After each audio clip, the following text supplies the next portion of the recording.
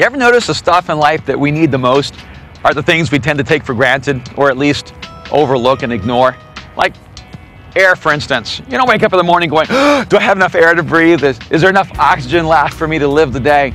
We just live our lives and take it for granted that there will always be enough air, enough oxygen for us to breathe. It's like water. And if you go to a restaurant, they usually just give you some water for free, and you might even just leave it there and order your drink and not worry about it, because it's just water. I mean, we have moved to the place where we bottle water, but overall it's pretty much available everywhere, but it's essential for life. The things that are most important sometimes, the things that are most obvious are the things we tend to miss. For instance, in our spiritual journeys, what do we need most? What is the most spiritual activity that a human being can engage in? Is it worship? Is it prayer? Is it reading the scriptures? Is it spending time with other believers? What exactly is the most spiritual activity that we engage in? When you look through the scriptures, what you discover is that the most spiritual activity that we can ever engage in is the power to choose. Because before you pray, before you serve, before you worship, before you celebrate, before you give, before you make any of those actions come to pass, you have to choose. See, there may be no more specific description of what it means to be a spiritual being than that you have the power to choose. That's what it was like in the garden. God gave Adam a choice. He said, Adam, there are two trees, a tree of life and a tree of the knowledge of good and evil. And he said, there's just one choice that will hurt you, one choice that will bring death to your soul.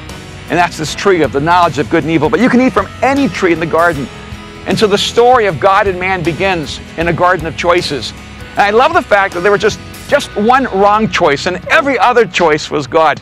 You see this over and over again in the scriptures. God stands before his people and he said, I lay before you a choice. One brings you life, one brings you death. One is a blessing, one's a curse. Choose this day.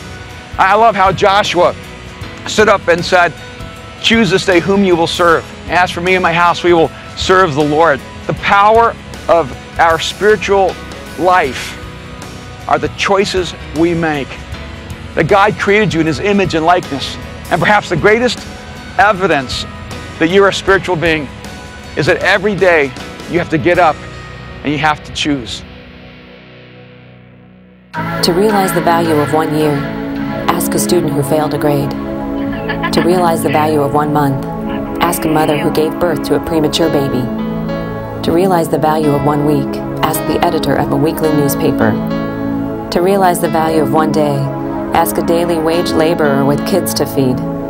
To realize the value of 1 hour, ask the lovers who are waiting to meet. To realize the value of 1 minute, ask a person who missed the train. To realize the value of 1 second, ask a person who just avoided an accident. To realize the value of 1 millisecond, ask the person who won a silver medal in the Olympics.